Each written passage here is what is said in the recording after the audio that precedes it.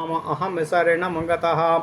ओम नमः शिवाय, ओम नमः शिवाय, ओम नमः शिवाय। ओम नमो भगवते वासुदेवाय। ओम देवकी सुत गोविंद वासुदेव जगतपते देहि मे तनियम कृष्ण त्वाम अहम शरणं गतः। ओ अथ श्रीमद् वाल्मीकि रामायण प्रथम खंड श्री सीतारामाभ्याम नमः। श्रीमद् वाल्मीकि रामायण द्वितीय सोपान अयोध्या कांडम प्रथम सर्ग। भगवान श्री राम के सद्गुणों का वर्णन, राजा दशरथ का श्री राम को युवराज बनाने का विचार तथा विभिन्न नरेशों और नगर एवं जनपद के लोगों को मंत्रणा के लिए अपने दरबार में आमंत्रित करना। ओम नमः शिवाय, ओम नमः शिवाय, ओम नमः शिवाय। ओम नमो भगवते वासुदेवाय। ओम देवकी सुत गोविंद वासुदेव जगतपते देहि मे तनियम कृष्ण त्वाम अहम शरणं गतः। गच्छता मातुलकुलं भारतेन तदा नघः शत्रुघ्नो नित्यशत्रुघ्नो नीतः प्रीति पुरस्कृतः। सह तत्र न्यवसद भ्रात्रा सह सत्कार सत्कृतः मातुलेना स्वपतिना पुत्रस्नेहेन लालितः। तत्रापि निवसन्तौ तौ तर्प्यमाणौ च कामतः भ्रातरौ स्मरतां वीरौ वृद्धं दशरथं नृपम्। राजा पीतौ महातेजा सस्मार प्रेषितौ सुतौ उभौ भरत शत्रुघ्नो महेन्द्रो वरुणोपमौ। सर्व एव तु तस्येष्टाश्चत्वारः पुरुषर्षभः स्वशरीरादो विनिर्वृत्ताश्चत्वारो इव बाहवः। ओम नमः शिवाय, ओम नमः शिवाय। तेषामपि महातेजा रामो रतिकरः पितुः स्वयंभूरिव भूतानां बभूव गुणवत्तरः। साहि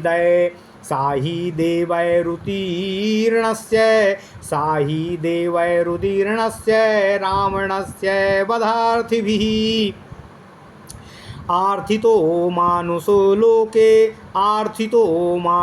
लोके यज्ञे विष्णुः सनातनः।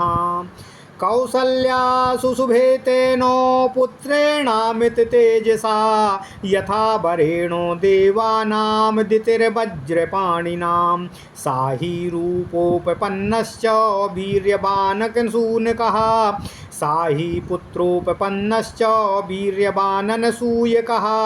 बभूवावनुपमः सूनुर्गुणैर्दशरथोपमाः। सा च नित्यं प्रशान्तात्मा मृदुपूर्वं च भासते उच्यमानोऽपि परुषं नोत्तरं प्रतिपद्यते। ओम नमः शिवाय, ओम नमः शिवाय, ओम नमः शिवाय। ओम नमो भगवते वासुदेवाय। ओम देवकी सुत गोविंद वासुदेव जगतपते देहि मे तनियं कृष्ण त्वाम अहम शरणं गतः। कदाचिदुपकारेण कृतेनैकेन तुष्यति न स्मरत्यपकाराणां सतमप्याप्य बद्धतया। ओम नमः शिवाय। कदाचिदुपकारेण कृतेनैकेन तुष्यति न स्मरत्यपकाराणां सतमप्यात्मवत्तया। शीलवृद्ध्यैर्ज्ञानवृद्ध्यैर्वयोवृद्धैश्च सज्जनैः कथयन्नास्तवै नित्यमस्त्रयोग्यान्तरेष्वपि। बुद्धिमानो मधुराभासी पूर्वभासी प्रियं वदः अवीर्यवान्य च वीर्येणो महता स्वेन विस्मितः। नाचान्द्रत कथो विद्वान् वृद्धानां प्रतिपूजकः अनुरक्तः प्रजाभिश्च प्रजाश्चाप्यानुरज्यते। ओम नमः शिवाय, ओम नमः शिवाय। सानुक्रोशो जितक्रोधो ब्राह्मण प्रतिपूजकः दीनानुकंपी धर्मज्ञो नित्यं प्रग्रहवान् शुचिः। कुलोचितमपि छात्रं स्वधर्मं बहुमन्यते परया प्रीत्या महत् स्वर्ग फलम ततः। ओम नमः शिवाय। नाश्रेयसी रतो यश्च न विरुद्ध कथा रुचि उत्तरोत्तर युक्तीनां वक्ता वाचस्पतिर्यथः। अरोगस्तरुणो वाग्मी वपुष्मान् देवकालवित् लोके अरोगस्तरुणो वाग्मी वपुष्मान देश कालवित लोके परुष सारज्ञः साधुरेको विनिर्मितः। ओम नमः शिवाय। ओम नमः शिवाय। सातु श्रेष्ठैर्गुणैर्युक्त प्रजानां पार्थिवात्मजः बहिश्चर इव प्राणो बभूव गुणतः प्रियः सर्वविद्याव्रतस्तानो यथावत सांगवेदवित ईश्वस्त्रे च पितुः श्रेष्ठो बभूव भरताग्रजः कल्याणाभिजनः साधुरदीनः सत्यवाग्रजुः अवृद्धैरभूविनीतश्च द्विजैर्धर्मार्थदर्शिभिः धर्मकामर्थतत्त्वज्ञः स्मृतिमान् प्रतिभानवान् लौकिके समयाचारे कृतकल्पो विशारदः निभृतः संभृताकारो गुप्तमन्त्रः सहायवान् अमोघ क्रोध हर्षश्च त्याग संयम कालवित्। ओम नमः शिवाय। ओम नमः शिवाय। ओम नमः शिवाय। दृढ़ भक्ति स्थिर प्रज्ञो ना सदग्राही ना दुर्वचः और निरस्तंद्रीर प्रमत्तश्च स्वादोष परदोषवित् शास्त्रज्ञश्च कृतज्ञश्च पुरुषान्तरको विदः और यः प्रग्रहानुग्रहयोर्यथा न्यायं विचक्षणः सत्यसंग्रहानुग्रहणे स्थान सत्यंग्रहानुग्रहणे स्थान विनिर्ग्रहस्य च आर्यकर्माण्युपायज्ञ संद्रष्टव्यय कर्मवितो सत्संग्रहानुग्रहणे स्थान विनिग्रहस्य च आयकर्माण्युमायज्ञः संद्रष्टव्यक्तकर्मवितो श्रेष्ठयं चास्त्रसमूहेषु प्राप्तो व्यामिश्रकेषु च अर्थधर्मो च संगृह्य सुखतंत्रो नाचालसाः वैहारिकाणां शिल्पानां विज्ञातार्थविभागवित् आरोहे विनये चैव युक्तो वारणवाजिनां धनुर्वेदविदां श्रेष्ठो लोके तीर्थ सम्मतः अभियाता प्रहर्ता च सेनानय विशारदः अप्रधृष्यश्च संग्रामे क्रुद्धैरपि सुरासुरै अनसूयोजित क्रोधो न द्रप्तो न च मत्सरी नाविज्ञेयश्च भूतानां न च कालवशानुगः एवं श्रेष्ठैर्गुणैर्युक्ता प्रजानां पार्थिवात्मजः असम्मतस्त्रुलोकेषु वसुधाया क्षमा गुणै अबुद्धया बृहस्पतेषु तुल्यो वीर्ये चापि सचीपते। ओम नमः शिवाय। ओम नमः शिवाय। ओम नमः शिवाय। ओम नमो भगवते वासुदेवाय। ओम देवकी सुत गोविंद वासुदेव जगत्पते देहि मे तनियं कृष्ण त्वाम अहम शरणं गतः तथा सर्व प्रजाकान्त प्रीति संजननः पितु अगुणैर्विरुचे रामो दीप्तः सूर्यम् इवांशुभिः तमेवं व्रतसम्पन्नम् अप्रधस्य पराक्रमं लोकनाथोपमं नाथं कामयतो मेदिनीम् एतैस्तु बहुभिर्युक्तं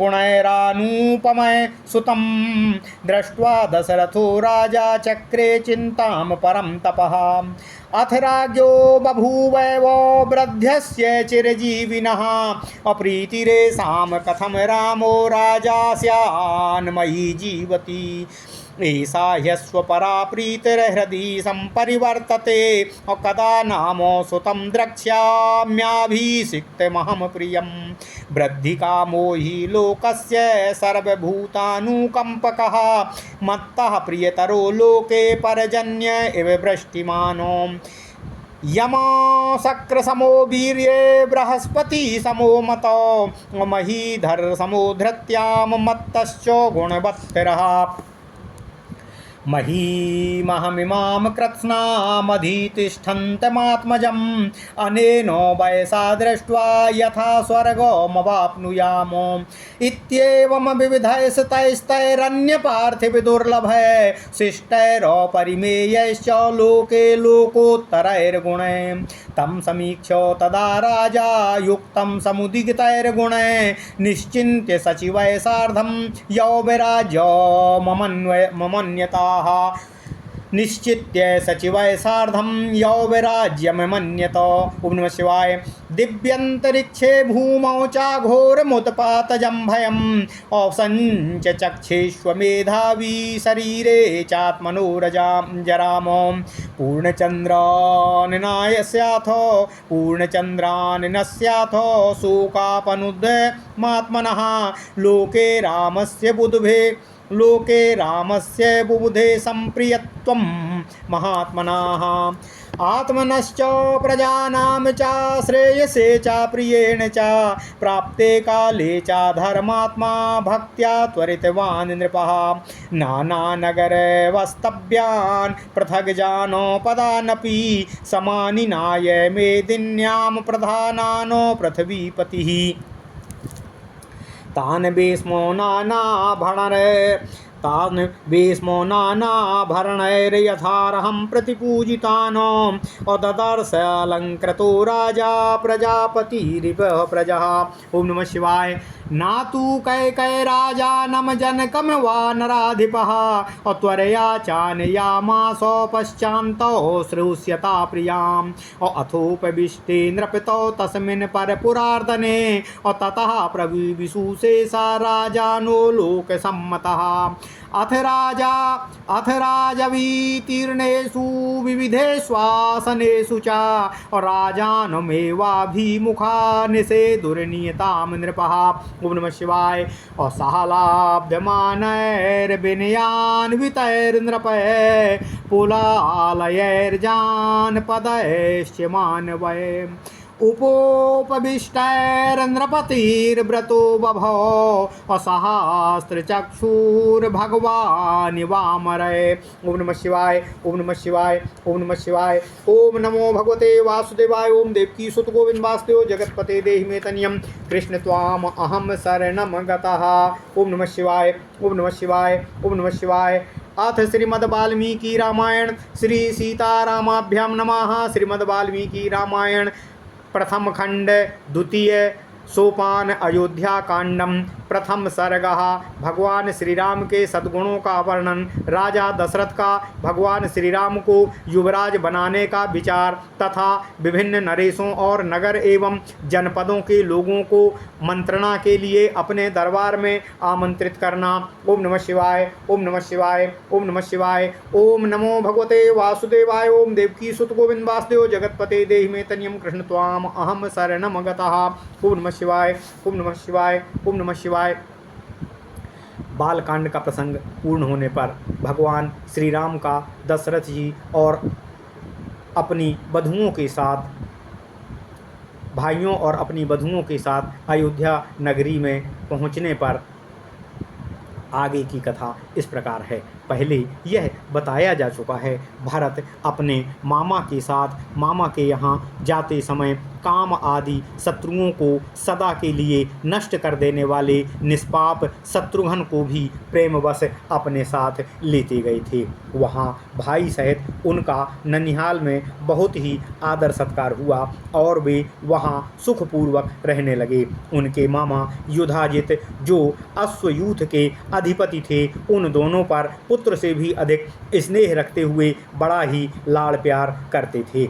यद्यपि मामा के यहाँ उन दोनों वीर भाइयों की सभी इच्छाएं पूर्ण करके उन्हें पूर्णतः तृप्त किया जाता रहा है, तथापि वहाँ रहते हुए भी उन्हें अपने वृद्ध पिता महाराज दशरथ और अपने भाइयों की याद कभी भी नहीं भूलती थी। महातेजस्वी राजा दशरथ भी परदेश में गए हुए महेंद्र और वरुण के समान पराक्रमी अपने उन दोनों पुत्रों भरत और शत्रुघ्न का सदा ही स्मरण किया करते थे। अपने शरीर से प्रकट हुए चारों भुजाओं के समान वे अपने चारों ही पुरुष शिरोमणि पुत्र पुत्रों को बहुत ही प्रिय थे, परंतु उनमें भी महातेजस्वी प्रभु श्री राम सबकी अपेक्षा अधिक गुणवान होने के कारण समस्त प्राणियों के लिए ब्रह्मा जी की भांति पिता के लिए विशेष ही प्रीतिवर्धक थे। उसका एक कारण और भी था कि वे साक्षात सनातन भगवान श्री हरि विष्णु का ही अवतार थे और परम प्रचंड रावण के वध की अभिलाषा रखने वाले देवताओं की प्रार्थना पर ही मनुष्य लोक में प्रभु श्री राम के रूप में अवतीर्ण हुए थे। उन अमित तेजस्वी पुत्र भगवान श्री रामचंद्र जी से महारानी कौशल्या भी वैसी ही शोभा होती थी। महारानी कौशल्या जी की भी वैसी ही शोभा होती थी जैसे वज्रधारी देवराज इंद्र से देवमाता अदिति सदा सुशोभित होती थी।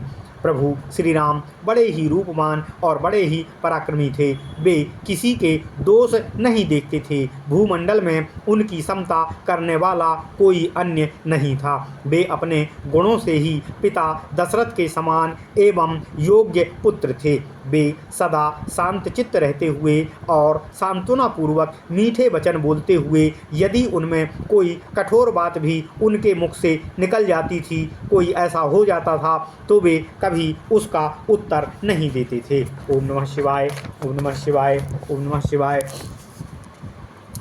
कभी कोई एक बार भी उपकार उनके प्रति कर देता था तो वे उसके उस एक ही उपकार से सदा संतुष्ट रहते थे और मन को बस में रखने के कारण किसी के सैकड़ों अपराध करने पर भी उसके अपराधों को कभी याद नहीं रखते थे। अस्त्र शस्त्रों के अभ्यास के लिए उपयुक्त समय में भी बीच बीच में अवसर निकालकर वे उत्तम चरित्र में, ज्ञान में तथा अवस्था में बढ़े चढ़े सत्पुरुषों के साथ ही सदा बातचीत करते थे और उनसे धर्म के संबंध में उचित शिक्षा लेते थे। वे बड़े ही बुद्धिमान थे और सदा मीठे वचन बोलते थे। अपने पास आए हुए मनुष्यों से पहले स्वयं ही बात करते थे और ऐसी बातें मुंह से निकालते जो उन्हें प्रिय लगने वाली थीं। बल और पराक्रम से संपन्न होने पर भी वे अपने महान पराक्रम के कारण उनमें कभी गर्व व्यक्त नहीं होता था। झूठी बात को उनके मुख से कभी निकलती ही नहीं थी। वे विद्वान थे और सदा वृद्ध पुरुषों का सम्मान किया करते थे। प्रजा का श्री राम के प्रति और श्री राम का प्रजा के प्रति बड़ा ही अनुराग था। श्री राम परम दयालु, क्रोध को जीतने वाले और ब्राह्मणों के सत्पुरुषों के पुजारी थे। उनके मन में दीन दुखियों के प्रति बहुत ही करुणा और दया थी। वे धर्म के रहस्य को जानने वाले थे। वे इंद्रियों को सदा ही अपने बस में रखने वाले थे और बाहर एवं भीतर से परम पवित्र थे। अपने कुल उचित आचार, दया, उदारता और शरणागत रक्षा आदि में ही उनका मन सदैव लगा रहता था। वे अपने क्षत्रिय धर्म को अत्यधिक महत्व देते और बहुत ही अनुकरणीय मानते थे। वे उस क्षत्रिय धर्म के पालन से महान स्वर्ग अर्थात परम धाम की प्राप्ति को सर्वश्रेष्ठ मानते थे। अतः बड़ी प्रसन्नता के साथ उसमें सदा ही संलग्न रहते थे। अमंगलकारी निषिद्ध कर्म में उनकी कभी कोई प्रवृत्ति नहीं होती थी। शास्त्र विरुद्ध बातों को सुनने में उनकी कोई कभी रुचि नहीं रही। वे अपने न्याययुक्त पक्ष के समर्थन में गुरुदेव बृहस्पति के समान एक से बढ़कर एक युक्तियां प्रस्तुत करते थे। उनका शरीर निरोग था और अवस्था तरुण थी। वे अच्छे वक्ता, सुंदर शरीर से सुशोभित तथा देश काल के तत्व को समझने वाले थे। भगवान श्री राम को देखकर ऐसा जान पड़ता था कि विधाता ने संसार में समस्त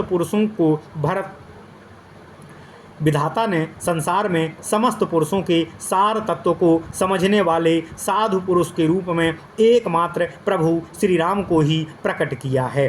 राजकुमार भगवान श्री राम श्रेष्ठ गुणों से युक्त थे। वे अपने सद्गुणों के कारण प्रजा को बाहर विचरने वाले प्राण की भांति प्रिय लगते थे। भरत के बड़े भाई भगवान श्री राम संपूर्ण विद्याओं के व्रत में निष्णांत और 6 अंगों सहित संपूर्ण वेदों के यथार्थ ज्ञाता थे। बाण विद्या में तो वे अपने पिता से भी बढ़कर थे। वे कल्याणकारी, जन्मभूमि, साधु, दैन्य रहित, सत्यवादी और सरल थे। धर्म और प्रभु श्री राम धर्म और अर्थ के सर्वश्रेष्ठ ज्ञाता वृद्ध ब्राह्मणों के द्वारा उन्हें उत्तम शिक्षा प्राप्त हुई थी। उन्हें धर्म, काम और अर्थ के तत्व का सम्यक रूप से ज्ञान था। वे स्मरण शक्ति से संपन्न और प्रतिभाशाली थे। वे लोक व्यवहार के संपादन में समर्थ और समयोचित धर्माचरण के लिए कुशल थे।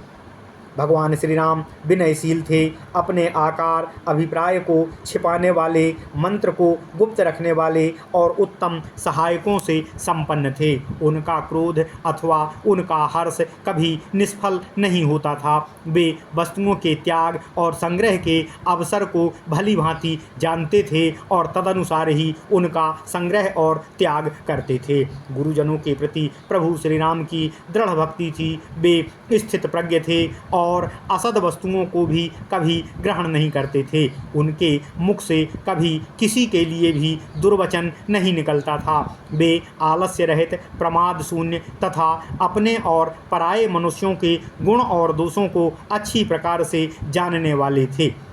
प्रभु श्री राम शास्त्रों के मर्मज्ञ और ज्ञाता थे। उपकारियों के प्रति सदा कृतज्ञता तथा पुरुषों के तारतम्य को अथवा एक दूसरे के मनोभाव को जानने में कुशल थे। यथा योग्य निग्रह और अनुग्रह करने में वे बहुत ही चतुर और प्रवीण थे। उन्हें भगवान श्री राम को सत्पुरुषों के संग्रह और पालन का तथा दुष्ट पुरुषों के निग्रह के अवसरों का ठीक ठीक ज्ञान था और तदनुसार वो ऐसा ही करते थे। धन की आय के उपायों को वो अच्छी तरह जानते थे जिससे राज्य का संचालन सदा सुफल हो सके।